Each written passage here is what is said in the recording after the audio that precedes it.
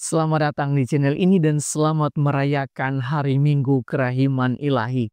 Sahabat-sahabatku yang terkasih, hari ini kita merayakan Hari Minggu Kerahiman Ilahi. Di dalam bahasa Latin, kata kerahiman berarti misericordis.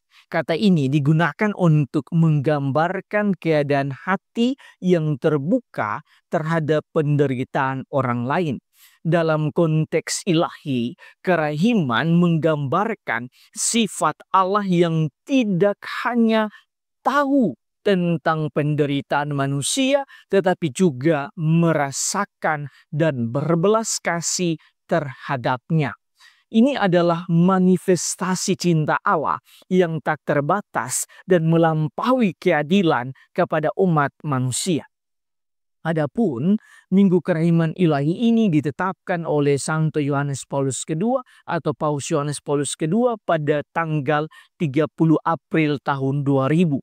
Ketika pada saat itu beliau mengangkat Beata Faustina menjadi seorang santa. Penetapan ini sesungguhnya berdasarkan pesan Yesus yang diterima oleh Santa Faustina di dalam penampakan yang dialami olehnya. Yesus berkata, Aku menghendaki pesta kerahiman ilahi menjadi tempat perlindungan dan tempat bernaung bagi segenap jiwa-jiwa teristimewa para pendosa yang malang. Pada hari itu lubuk belas kasihku yang paling lemah lembut akan terbuka. Aku akan mencurahkan suatu samudra rahmat atas jiwa-jiwa yang menghampiri sumber kerahimanku. Inilah salah satu alasan mengapa kita merayakan Minggu Kerahiman Ilahi atau Divine Mercy Sunday pada hari ini. Pesan Yesus kepada Santa Faustina berhubungan juga dengan bacaan kedua hari ini, di mana Santo Yohanes mencatat kata-kata Yesus kepadanya. Jangan takut, aku adalah yang awal dan yang akhir.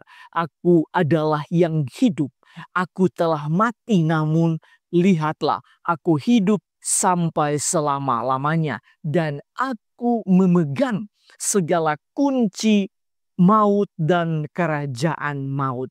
Dengan sabda ini, Yesus hendak mengatakan bahwa Yesus berkuasa atas keselamatan kita. Dan dengan kuasa yang dimilikinya, Yesus justru hendak melimpahkan kerahimannya kepada kita, teristimewa kepada para pendosa, agar tidak masuk ke dalam maut yang membinasakan. Dalam arti tertentu, kerahiman Allah tidak hanya bekerja saat kita sakit atau saat kita begitu terpuruk sebagaimana yang dialami oleh orang-orang yang disembuhkan oleh Petrus dan para murid yang lain di dalam bacaan yang pertama. Tetapi kerahiman Allah itu juga bekerja sampai pada keselamatan kita.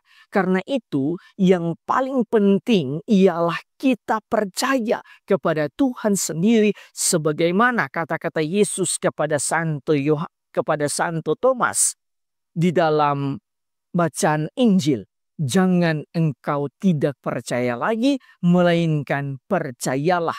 Berbahagialah mereka yang tidak melihat namun percaya. Sahabat-sahabatku yang terkasih, berdasarkan bacaan-bacaan hari ini dan perayaan hari ini, marilah kita merenungkan sejumlah rema permenungan. Pertama, di dalam bacaan Injil, Yesus mengatakan, berbahagialah mereka yang tidak melihat namun percaya. Dari sabda Yesus ini, marilah kita melihat sosok Paus Fransiskus. Ia adalah pencinta kerahiman.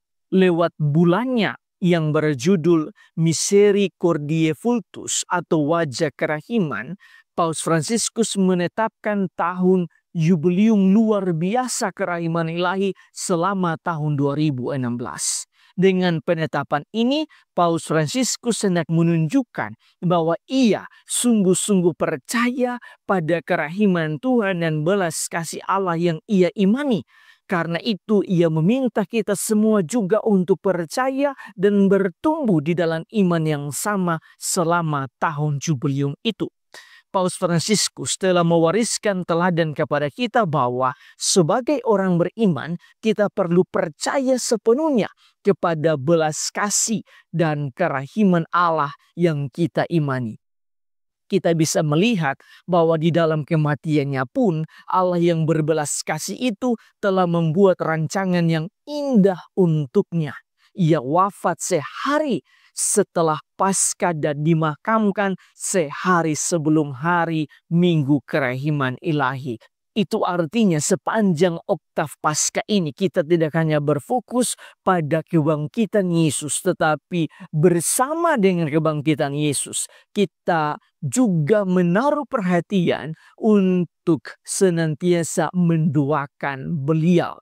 Ini adalah teladan yang sangat berharga dari Paus Fransiskus untuk kita semua.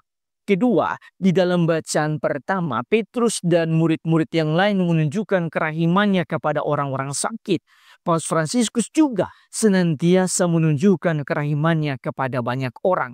Pada umumnya, kita tidak tahu bahwa gajinya sebagai seorang kepala negara Vatikan tidak digunakan olehnya, tetapi ia gunakan untuk membantu orang-orang sederhana dan terpinggirkan.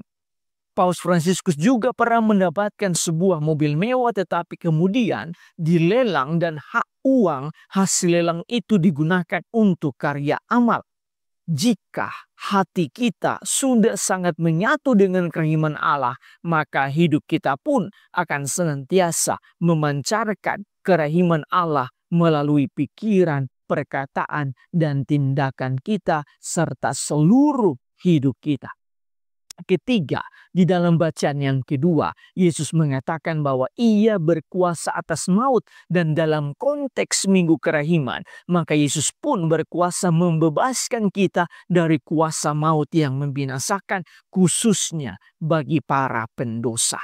Dalam hubungan dengan ini, Paus Fransiskus adalah pribadi yang dekat dan akrab dengan narapidana di penjara. Ia selalu merayakan misa bersama dengan mereka. Bagi saya, dengan tindakan seperti ini, Paus hendak mengatakan bahwa ia yang adalah wakil Kristus di dunia telah menunjukkan kerahiman Kristus ketika ia mau hadir, makan dan merayakan Ekaristi bersama dengan para narapidana.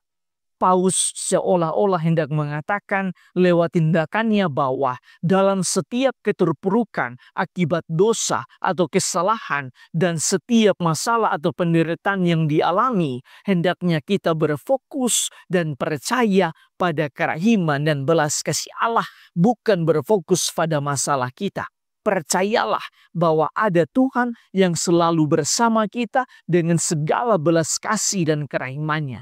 Sehingga apapun masalah, penderitaan, dosa, dan kesalahan, Allah selalu hadir sehingga kita kuat dalam iman untuk menjalaninya.